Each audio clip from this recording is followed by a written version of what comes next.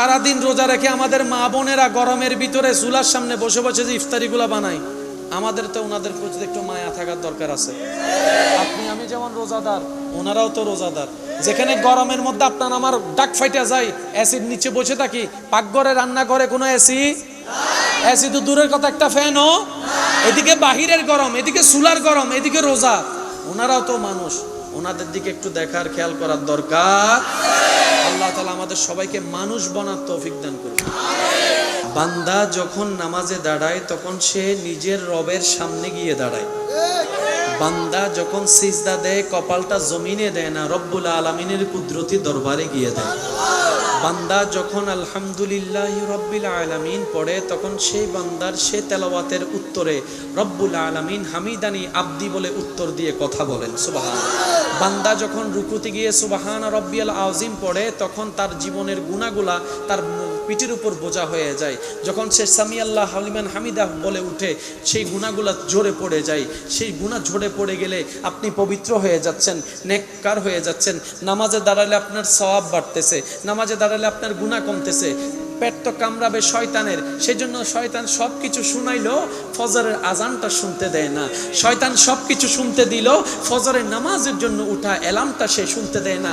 একটু খেয়াল করে দেখবেন, সারা রাত যদি আপনার ঘুম নাও আসে, আজান শোনার সাথে সাথে কেমন জানি শরীরটা একদম ছেড়ে দেয়, শক্তি পাওয়া যায় না, ক্লান্ত হয়ে যায়। এগুলো সবগুলো চালাকি হচ্ছে শয়তানের। সেজন্য রব্বুল আলামিন শয়তানের পরিচয় করিয়ে দিয়েছেন, হে আমার বান্দারা, আদুউম মুবিন, শয়তান প্রকাশ্য শত্রু। এই কথা মাথায় রাখবা, এই কথা তুমি জেনে রাখবা। তো মুমিনদের কাজ কি? মুমিনদের কাজ হচ্ছে শয়তান বান্দাদেরকে রব থেকে টেনে জাহান্নামের দিকে নিয়ে যাবে, আর মুমিন বান্দারা শয়তানের মুখে মেরে রবের রহমতের দিকে যাবে, সুবহানাল্লাহ। আর এই যুদ্ধকে বলা হয়েছে জিহাদে আকবর। বান্দা যখন শয়তানের মুখে লাথি মারে আল্লাহর রহমতের দিকে যায়, এটাকে বলা হয় বড় জিহাদ। বড় জিহাদ, বড় জিহাদ। আপনার গুনাহ করার সুযোগ আছে, মনও চাচ্ছে, হাতও আছে, পাও আছে, মুখও আছে, চোখও আছে, আপনি নিজেকে একটু সবর করে কন্ট্রোল করে ফেলেছেন, এটাও বড় জিহাদ। আপনার গালি দেওয়ার ক্ষমতা সামর্থ্য মুখে আছে, মনের মধ্যে গালি খুব সুন্দর করে আসতেছে, কিন্তু আপনি রবের সন্তুষ্টির জন্য হজম করে ফেললেন, গালি দিলেন না, এটাও বড় সবর, এটাও বড় জিহাদের অংশ। আপনার মন চাচ্ছে বোনের জায়গা বাইরের জায়গা না দিতে, কিন্তু আপনি রবের সন্তুষ্টির জন্য কোনো কথা প্রশ্ন দাড়ি কমা না চিন্তা করে যার জায়গা পায় তাকে জায়গা দিয়ে দিলেন, যে টাকা পায় টাকা দিয়ে দিলেন, কারোর সাথে সম্পর্ক একটু নষ্ট হয়েছে সুন্দর করে মিলাই নেওয়ার চেষ্টা করেছেন, এটাও একটা বড় জিহাদের অংশ, সুবহানাল্লাহ।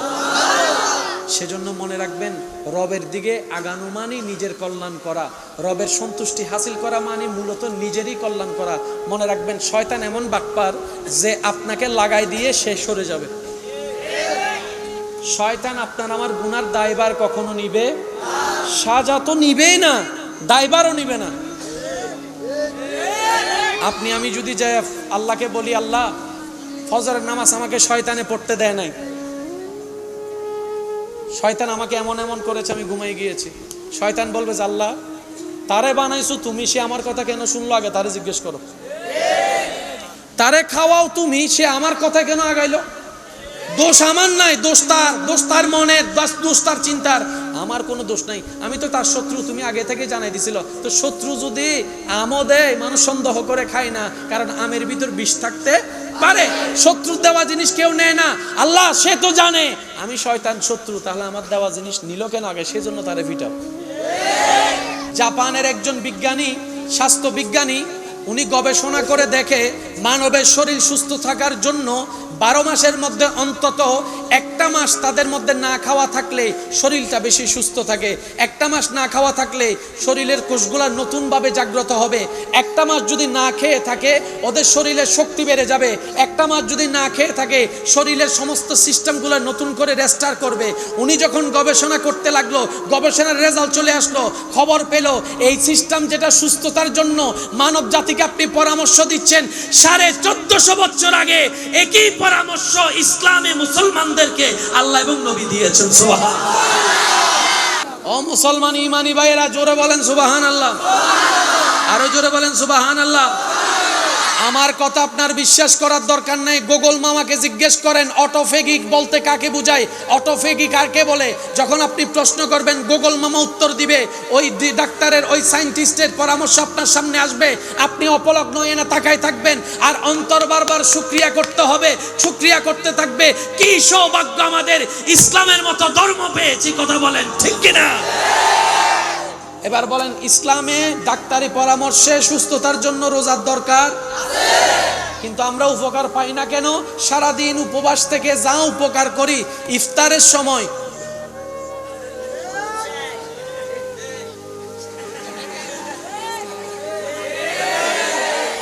আমি কি বুঝাতে পারতেছি? এবার বলেন, পেটের ভিতরে কিছু পোকা আছে না নাই? এখন আপনি যখন রমজানের মধ্যে রোজা রেখে যখন আপনি খাবার খান না, তখন ওই পোকাগুলোর ক্ষুধা লাগে। তখন কি করে, ওই আপনি যে 11 মাস খেয়েছেন, সারা শরীরের ভিতর কিছু আবর্জনা ময়লা আছে, ওই পোকাগুলো খাইতে থাকে, খাইতে থাকে, খাইতে থাকে, খাইতে থাকে, আপনার ডাস্টবিন পরিষ্কার করে ফেলে। এবার সত্যি করে ইমানদার ভাইরা বলেন, খাইলে শক্তি হয় কি হয় না? না খাইলে দুর্বলতা লাগে কি লাগে না? দুনিয়ার বাস্তবতার নিয়ম, খাইলে শক্তি বাড়ে, না খাইলে শক্তি কমে।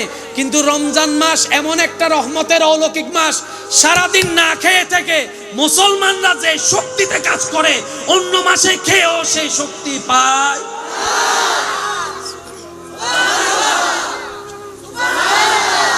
মানুষ না খাওয়া পছন্দ করে নাকি খাওয়া? মানুষ খাওয়া পছন্দ করে, কিন্তু রমজান মাস এমন প্রেমের মাস, লাস্টে যখন একটা দ্বিধাদ্বন্দ্ব চলে আসে, 29-এ যাবে নাকি 30-এ যাবে, 29-এ যাবে নাকি 30-এ যাবে, বেশিরভাগ আল্লাহর বান্দা মনে মনে দোয়া করে, আল্লাহ আরেকটা বাড়ায় দাও না। আমি শুনি না, আরো জোরে বলেন, আল্লাহ তারাবি আরেকটা, আল্লাহ আরেকটা রোজা, আগামী বছর পাই না মা পাই আল্লাহ জানি না, আল্লাহ আরেকটা বাড়ায় দাও, আল্লাহ আরেকটা বাড়ায় দাও। সারা দুনিয়ার মানুষ বলে খাই খাই, মুসলমানরা বলে যে আল্লাহ রোজা আরেকটা বাড়ায় দাও। ব্যাপার কি? আরে জগৎবাসী, মুসলমানদেরকে কখনো ব্রেন দ্বারা কভার করতে পারবে না। মুসলমানদের আসল হাকিকত বুঝতে গেলে সুন্দর একটা দিলের দরকার, পরিষ্কার একটা অন্তরের দরকার। আল্লাহু আকবার। কথাগুলো একটু মনোযোগ দিয়ে শুনতে হবে, কারণ এগুলো আমাদের জীবনের দরকার। আমরা যখনই রুকু করব, সিজদা করব, তাসবিহ তাড়াতাড়ি পড়ব, আদব দিয়ে, ভদ্রতা দিয়ে, প্রেম দিয়ে পড়ব। প্রত্যেকটা তাসবিহর মাঝখানে একটু গ্যাপ রাখবো, তাহলে যত গ্যাপ যাবে আমাদের তাসবিহটা পড়া হবে আদবের সাথে। এদিকে আপনার আমার এই কোমর বাঁকা হওয়ার কারণে, কোমরটা কিভাবে বাঁকা করতে হবে একটু শুনুন। মাথা এবং পিঠ এমন ভাবে বাঁকা করতে হবে, উপরে যদি একটা গ্লাস রাখে, গ্লাস পড়া যাবে, গ্লাস পড়া যাবে, তাহলে আপনার রুকু পারফেক্ট। সুবহানাল্লাহ বলি হলে আমাকে একটু আওয়াজ দিবেন। অনেক সময় রুকু করতে গেলে এই জায়গায় একটা টান, ব্যথা, ভালো করে রুকু করতে গেলে এখানে একটা ব্যথা, এই ব্যথা থেকে বাঁচার জন্য আমরা অনেক সময় হাঁটুটাকে একটু এরকম করে ফেলে যাতে ব্যথাটা না লাগে। এই ব্যথাটাই নিয়ামত। এই ব্যথাটা কি? আপনি যখন হাঁটুর ব্যথাটা অনুভব করবেন, বুঝতে পারবেন আপনার কোমরটা মোটামুটি সোজা হয়েছে। শুধু মাথার কোমরটা যতটুকু পারেন একটু সোজা রাখার চেষ্টা করবেন। যখন দাঁড়াতে কষ্ট হবে, হাঁটুতে কষ্ট হবে, কোমরে ব্যথা হবে, মনে করবেন ওষুধের কাজ শুরু হয়ে গিয়েছে। নামাজের মধ্যে কি শুধু পরকালের সওয়াব নাকি দুনিয়ার কল্যাণও আছে? আমাদের ইসলামে আল্লাহ এমন ভাবে সাজাই দিয়েছেন, ফিদ দুনিয়া হাসানাতাও ওয়া ফিল আখিরাতে হাসানা। চিৎকার দিয়ে বলেন সুবহানাল্লাহ। ভাইয়া বাদ দেন, আর কিছু করার নেই। এবার বলেন, ইসলামে রোজা আছে না নাই? বছরে কয় মাস? বছরে রোজা কয় মাস? এবার বলেন, বছর 12 মাসে হয়। বছর কয় মাসে হয়? 12 মাসের মধ্যে আল্লাহ বলে যে 11 মাস খা, 11 মাস খাও।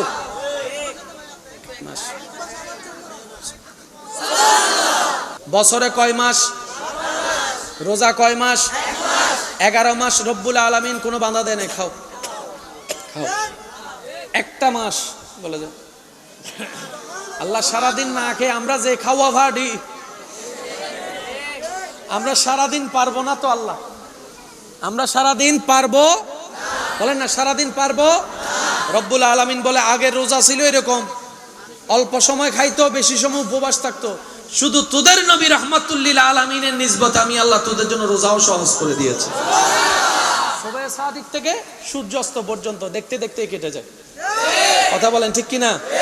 এবার আসেন, জাপানের একজন বিজ্ঞানী, স্বাস্থ্য বিজ্ঞানী, উনি গবেষণা করে দেখে মানবের শরীর সুস্থ থাকার জন্য 12 মাসের মধ্যে অন্তত একটা মাস তাদের মধ্যে না খাওয়া থাকলে শরীরটা বেশি সুস্থ থাকে। একটা মাস না খাওয়া থাকলে শরীরের কোষগুলো নতুনভাবে জাগ্রত হবে। একটা মাস যদি না খেয়ে থাকে ওদের শরীরের শক্তি বেড়ে যাবে। একটা মাস যদি না খেয়ে থাকে শরীরের সমস্ত সিস্টেমগুলো নতুন করে রেস্টার করবে। উনি যখন গবেষণা করতে লাগলো, গবেষণার রেজাল্ট চলে আসলো, খবর পেল এই সিস্টেম যেটা সুস্থতার জন্য মানব জাতিকে আপনি পরামর্শ দিচ্ছেন, 1450 বছর আগে একই পরামর্শ ইসলামে মুসলমানদেরকে আল্লাহ এবং নবী দিয়েছেন। সুবহানাল্লাহ, আল্লাহু আকবার।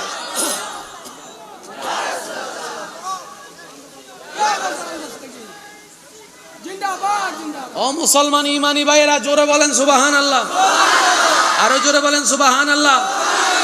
আমার কথা আপনার বিশ্বাস করার দরকার নাই। গুগল মামাকে জিজ্ঞেস করেন অটোফেগিক বলতে কাকে বোঝায়, অটোফেগি কাকে বলে। যখন আপনি প্রশ্ন করবেন গুগল মামা উত্তর দিবে, ওই ডাক্তারের ওই সায়েন্টিস্টের পরামর্শ আপনার সামনে আসবে। আপনি অপলক নয় না তাকায় থাকবেন আর অন্তর বারবার শুকরিয়া করতে হবে, শুকরিয়া করতে থাকবে। কি সৌভাগ্য আমাদের ইসলামের মতো ধর্ম পেয়েছি। কথা বলেন ঠিক কিনা? এবার বলেন, ইসলামে ডাক্তারি পরামর্শে সুস্থতার জন্য রোজার দরকার আছে, কিন্তু আমরা উপকার পাই না কেন?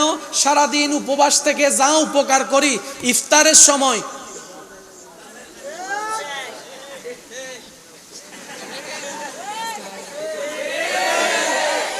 আমি কি বুঝাতে পারতেছি? এবার বলেন, পেটের ভিতরে কিছু পোকা আছে না নাই?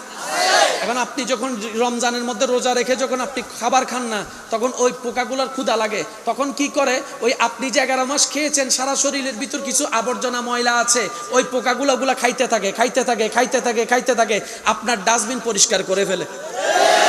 এবার সত্যি করে ইমানদার ভাইরা বলেন, খাইলে শক্তি হয় কি হয় না? না খাইলে দুর্বলতা লাগে কি লাগে না? দুনিয়ার বাস্তবতার নিয়ম, খাইলে শক্তি বাড়ে, না খাইলে শক্তি কমে।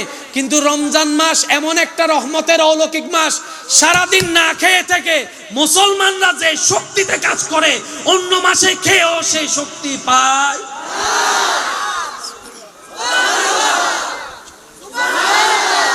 মানুষ না খাওয়া পছন্দ করে নাকি খাওয়া?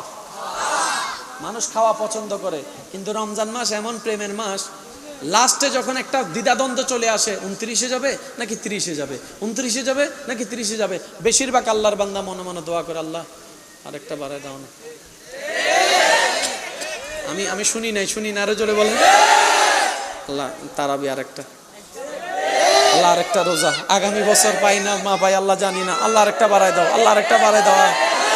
সারা দুনিয়ার মানুষ বলে খাই, মুসলমানরা বলে যে আল্লাহ রোজা আরেকটা বাড়ায় দাও। ব্যাপার কি? আরে জগৎবাসী মুসলমানদেরকে কখনো ব্রেন দ্বারা কভার করতে পারবে না। মুসলমানদের আসল হাকিকত বুঝতে গেলে সুন্দর একটা দিলের দরকার, পরিষ্কার একটা অন্তরের দরকার। আল্লাহু আকবার।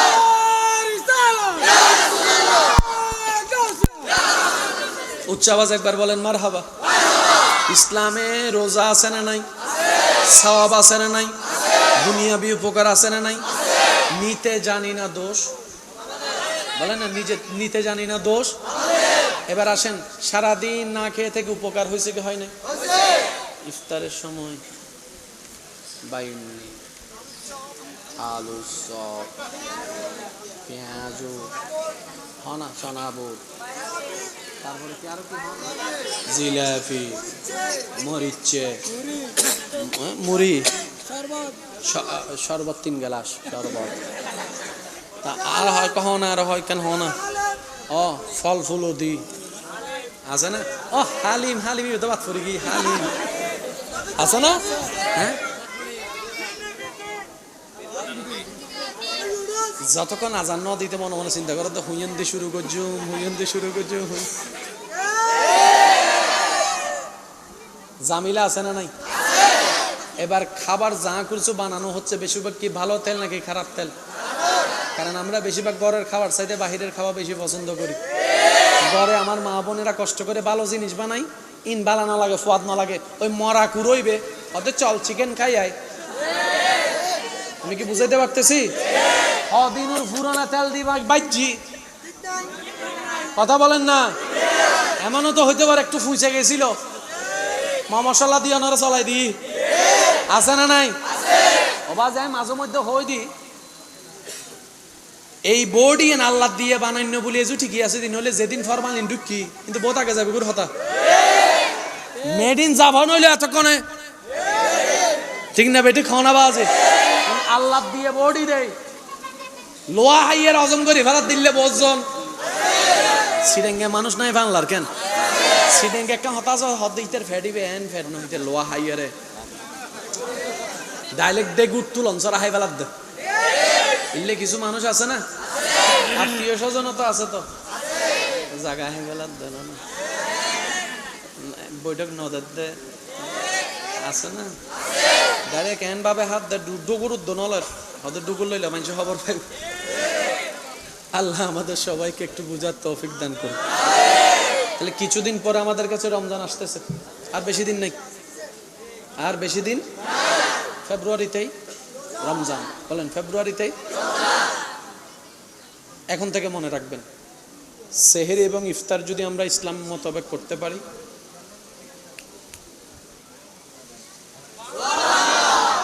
প্রত্যেকটা মানুষের শরীরে রোগ আছে না নাই?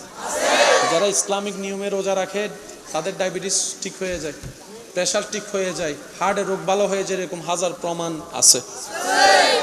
আওয়াজ দিয়ে বলেন আছে না নাই?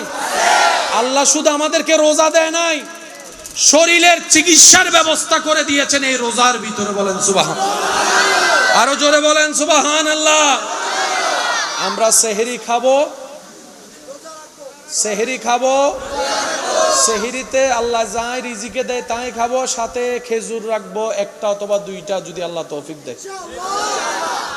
ইফতারের সময় আমরা প্রথমে খাবো, বলেন প্রথমে খাবো, তারপর একটু খাবো শরবত, তারপরে ফল ফুলাদি দিয়ে আপনার আমার ইফতার। ভাজা পোড়াও খাওয়া যাবে, এর কিছুক্ষণ পরে গিয়ে রাতের ভাতটা খেয়ে ফেলবেন। সারাদিন রোজা রেখে আমাদের মা বোনেরা গরমের ভিতরে চুলার সামনে বসে বসে যে ইফতারিগুলা বানাই, আমাদের তো ওনাদের প্রতি একটু মায়া থাকার দরকার আছে। আপনি আমি যেমন রোজাদার, ওনারাও তো রোজাদার।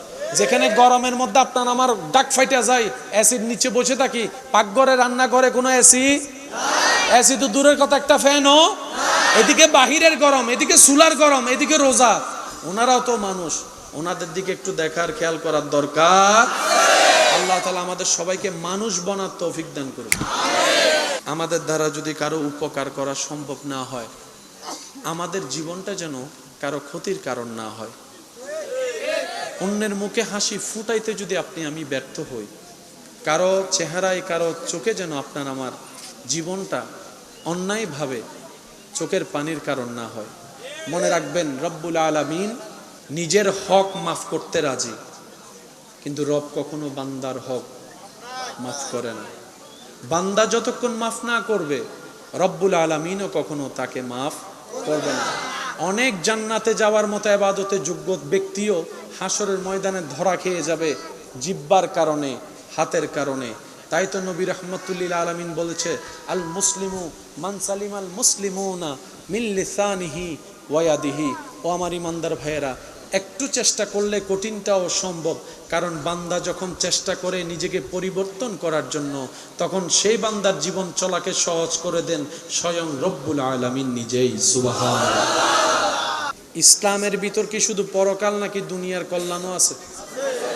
ভাই আওয়াজ দিয়ে বলেন, আছে না নাই? আচ্ছা, ফজরের নামাজ, ফজরের নামাজ এমন টাইমে যখন রাতও নয় সকালও নয়, যেটাকে আপনি আমি ভোর নামে চিনি। ভোরবেলা, সূর্য, রাতের অন্ধকার, এই টাইমের বাতাসটা একটু খেয়াল করে দেখবেন। 24 ঘন্টা বাতাস থাকলেও ফজরের সেই বাতাসের মতো কোনো বাতাস আপনি যখন ফজরের নামাজটা পড়ে একটু বাহিরে হাঁটা চলা করবেন, ওই ফ্রেশ বাতাসটা যখন আপনার নাক দিয়ে ঢুকবে, ব্রেনে লাগবে, শরীরে লাগবে, আপনার নিজের ভিতরে আপনি অনুভব করতে পারবেন আলাদা রকমের একটা শান্তি, আলাদা রকমের একটা সতেজতা, আলাদা রকমের একটা শক্তি কাজ করে। এই সকালের বাতাসটা কেমন জানি ডানে বামে সামনে যেদিকে তাকাই না কেন চোখটা শীতল হয়ে যায়, অন্তরটা শান্তি হয়ে যায়। ফজরের বাতাসটা যেন জানান দেয় এই বাতাসটা যেন তেন বাতাস নয়, এটা যেন জান্নাত থেকে আসা রহমতের বাতাস। সুবহানাল্লাহ। এই বাতাস নেওয়ার দরকার। আর এই বাতাস যদি নেওয়ার ইচ্ছা থাকে, মোটামুটি রাত্রের টাইমে ঘুমানো দরকার। রাত্রের টাইমে ঘুমানো যদি ইচ্ছা হয়, তাহলে আপনার আমার এই মোবাইলের আসক্তি থেকে একটু দূরে আসার দরকার। আমি প্রায় সময় একটা কথা বলি আমার ভাইদেরকে, মোবাইল আপনি কিনেছেন, আপনি না মোবাইল চালাবেন। মোবাইলে যদি আপনারে চালায়, কষ্ট নিবেন না, আমার কথা একটু বোঝার চেষ্টা করেন। গেম আপনি খেলতেছেন, যতক্ষণ মন চায় তখন খেলবেন, যখন মন চাইবে না রেখে দিবেন, কথাইটা। কিন্তু আপনাকে মা ডাকতেছে, আপনি বললেন আসতেছি, তাহলে কি আপনি গেম খেলতেছেন নাকি গেমে আপনারা খেলতেছেন? তো গেমে আপনারা খেললে তো হবে না, মালিক আপনি। ও যুবক, মালিক তো তুমি ভাইয়া। তুমি যেমনে মন চাই তেমনে না করবা। মোবাইল কেন তোমারে চালাবে, গেম কেন তোমারে চালাবে? তুমি ভাইয়া হয়তো বুঝতে পারো নাই, তুমি নেশায় পড়ে গিয়েছো। তো পড়েছো, কি হয়েছে? তওবার রাস্তা তো খোলা আছে, ফিরে আসার রাস্তা তো খোলা আছে। যতক্ষণ নিঃশ্বাস আছে ততক্ষণ ফিরে আসার সুযোগ আছে না নাই? চলে আসো না ভাইয়া, চলে আসো। 3টা তালাক দিয়ে দাও গেমকে, দেখি তুমি 3টা তালাক যদি গেমকে দাও, গেমের কি ক্ষমতা আছে তোমার ক্ষতি করার? কিচ্ছু করার তো ক্ষমতা নাই। হয়তো তোমার একটু মানসিক কষ্ট হবে, মনের কষ্ট হবে, তবে আমি অনুরোধ করব, এক লাফে তো আর গাছে উঠা যায় না। একটু চেষ্টা করো। আজকে 2 মিনিট কমাও, কালকে 3 মিনিট কমাও, পরশুদিন 5 মিনিট কমাও। কমাতে যখন তুমি চেষ্টা করবা ভাইয়া, তখন দেখবা যে আল্লাহ পাক রব্বুল আলামিন তোমাকে দয়া করে, সাহায্য করে, সহযোগিতা করেছেন। ফজর বেলায় নামাজ পড়ার ইচ্ছা আছে কার কার? আছে? আল্লাহ কবুল করুক। এবার হাতটা নামান। দিলে ইচ্ছা আছে কিন্তু ঘুম থেকে উঠতে পারে এমন অনেক।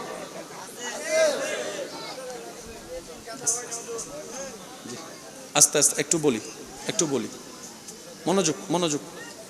আপনারাই বলেন, এই সমস্ত বিষয়ে আলোচনার দরকার, একটু বুঝার দরকার। নামাজি হয় না কেন? দোষ ইমামের, দোষ মুয়াজ্জিনের, দোষ মসজিদের না। এটা একদিনে হয় নাই। এই ঘটনা যেটা ঘটতেছে সেটা একদিনে, বহুত আগে থেকে একটা প্ল্যানিং ছিল। একটা সময় জুমাতে আমরা যেরকম মুসল্লি দেখি, এক সময় মসজিদের মুসল্লি ছিল 5 ওয়াক্ত এরকম। এটা ওদের আর সহ্য হয়, তখন ওরা মুসলমানদের ভিতরে ফেন্সগুলো ঢুকাই দিয়েছে। আমি কি বুঝাতে পারছি কথা? যতক্ষণ পর্যন্ত আমরা দ্বন্দ্ব থেকে বের হতে পারবো না, নিজের মন পরিষ্কার করতে পারবো না, চিন্তার মধ্যে সুন্দর আনতে পারবো না, আমাদের উন্নতি সম্ভব না। তো এত বেজাল বুঝবো কিভাবে? সেজন্য চোখ বন্ধ করে মনে রাখবেন, দিলকে আদবে মুস্তাফা, মুহাব্বতে মুস্তাফা সাল্লাল্লাহু আলাইহি ওয়াসাল্লাম দিয়ে সাজাই ফেলেন, বাকিটা আল্লাহ করে দিবে। সুবহানাল্লাহ। মনে থাকবে ইনশাআল্লাহ। ফজর বেলায় নামাজ পড়ার ইচ্ছা আছে, উঠতে পারে না এমন মানুষ এখানে? অ্যালার্ম দিয়ে উঠতে পারে না? আছে? এবার বলেন, ফুটবল খেলা যে মাঝের মধ্যে রাতে 3টা বাজে 4টা বাজে হয়, অ্যালার্ম দিয়ে উঠতে পারা যায় কি যায় না? ফুটবলের জন্য যদি উঠতে পারেন, নামাজের জন্য পারেন না কেন? বুঝার দরকার। সকালবেলা যদি আপনার ট্রেন থাকে, বাস থাকে, কোথাও বেড়াতে যাবেন, সকাল 6টার মধ্যে ফ্লাইট অথবা ট্রেন, তখন কি উঠবেন না? তখন তো মিস যায় না। কিরে, ফুটবল মিস যায় না, ক্রিকেট মিস যায় না, বিমান মিস যায় না, ট্রেন মিস যায় না, শুধু নামাজটাই মিস যায়। বিমানের জন্য যেতে হয়, ট্রেনের জন্য ঘর থেকে বের হতে হয়। 6টায় ট্রেন হলে আমি 4টায় উঠে চলে যাচ্ছি, কিন্তু এটা মিস হয় না। নামাজটা কেন মিস হয়? এবার একটু খেয়াল করেন, বান্দা যখন নামাজে যায়, তখন সে নামাজে যায় না, রবের রহমতের দরবারের দিকে যায়। সুবহানাল্লাহ। বান্দা যখন নামাজে দাঁড়ায়, তখন সে নিজের রবের সামনে গিয়ে দাঁড়ায়। বান্দা যখন সিজদা দেয়, কপালটা জমিনে দেয় না, রব্বুল আলামিনের কুদরতি দরবারে গিয়ে দেয়। বান্দা যখন আলহামদুলিল্লাহি রাব্বিল আলামিন পড়ে তখন সেই বান্দার সে তেলাওয়াতের উত্তরে রব্বুল আলামিন হামিদানি আব্দি বলে উত্তর দিয়ে কথা বলেন সুবহানাল্লাহ। বান্দা যখন রুকুতে গিয়ে সুবহান রব্বিয়াল আযীম পড়ে তখন তার জীবনের গুনাহগুলা তার পিঠের উপর বোঝা হয়ে যায়। যখন সে সামি আল্লাহু লিমান হামিদা বলে উঠে সেই গুনাহগুলা ঝরে পড়ে যায়। সেই গুনাহ ঝরে পড়ে গেলে আপনি পবিত্র হয়ে যাচ্ছেন, নেককার হয়ে যাচ্ছেন। নামাজে দাঁড়ালে আপনার সওয়াব বাড়তেছে, নামাজে দাঁড়ালে আপনার গুনাহ কমতেছে। পেট তো কামড়াবে শয়তানের, সেজন্য শয়তান সব কিছু শুনাইলো ফজরের আজানটা শুনতে দেয় না। শয়তান সব কিছু শুনতে দিল, ফজরের নামাজের জন্য উঠা অ্যালার্মটা সে শুনতে দেয় না। একটু খেয়াল করে দেখবেন, সারা রাত যদি আপনার ঘুম নাও আসে, আজান শোনার সাথে সাথে কেমন জানি শরীরটা একদম ছেড়ে দেয়, শক্তি পাওয়া যায় না, ক্লান্ত হয়ে যায়। এগুলো সবগুলো চালাকি হচ্ছে শয়তানের। সেজন্য রব্বুল আলামিন শয়তানের পরিচয় করিয়ে দিয়েছেন, হে আমার বান্দারা, আদুউম মুবিন, শয়তান প্রকাশ্য শত্রু।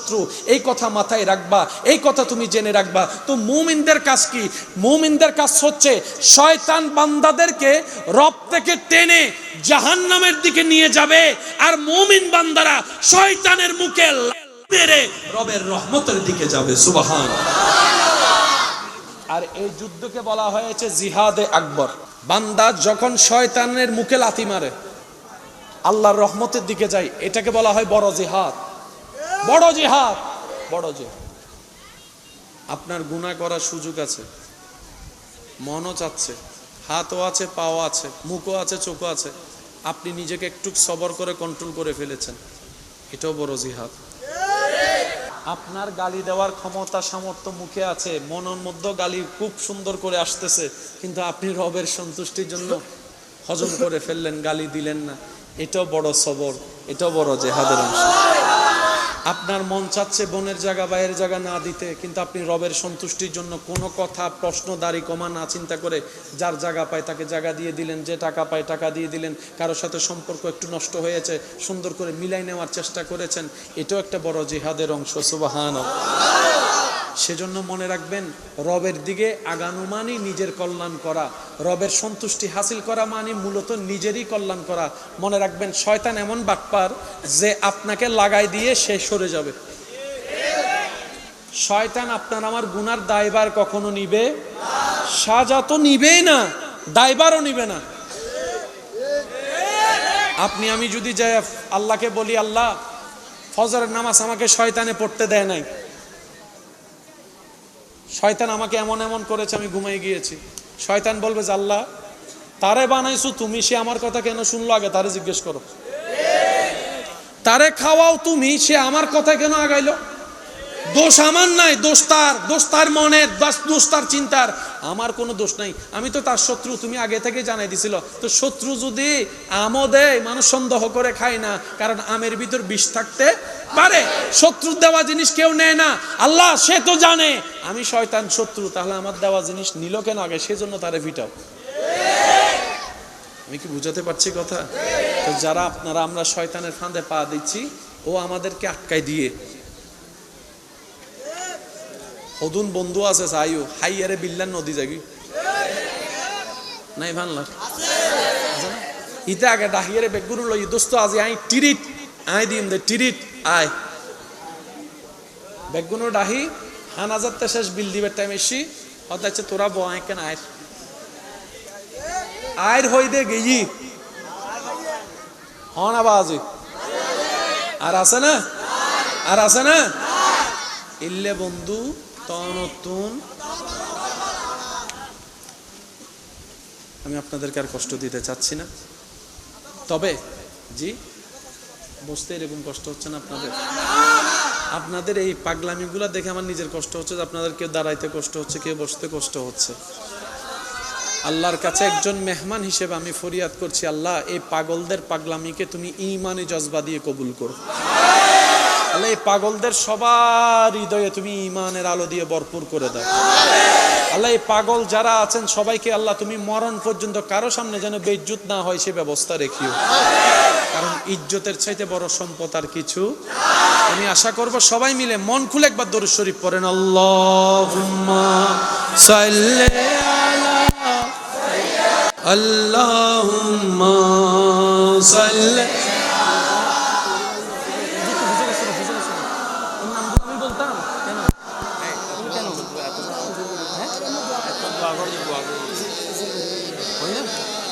মাওলানা। কবরে হাসরে কি হবে, আমি বলবো আস্তে আস্তে, আপনারা বলবেন জোরে জোরে। কবরে হাসরে কি হবে, মুসিবতে না পাই যদি, মুসিবতে করুণা তোমার, কবরে কি হবে, আছি গো ডুবে আমি পাপেরি, না জানি কি হবে ও পারে, তোমারি সুপারিশ বিনে, তোমারি সুপারিশ বিনে কেমনে হব পার, কবরে হাসরে কি হবে। উচ্চ আওয়াজ একবার বলেন মারহাবা। আমাকে যারা ভালোবাসেন, নিজের মনের সৌন্দর্যতার কারণে নিজের অন্তরে জায়গা দিয়েছেন, সে সমস্ত ভাইদেরকে আমি আবদার করে কিছু কথা বলার অধিকার আছে না নাই? বলেন আছে না নাই?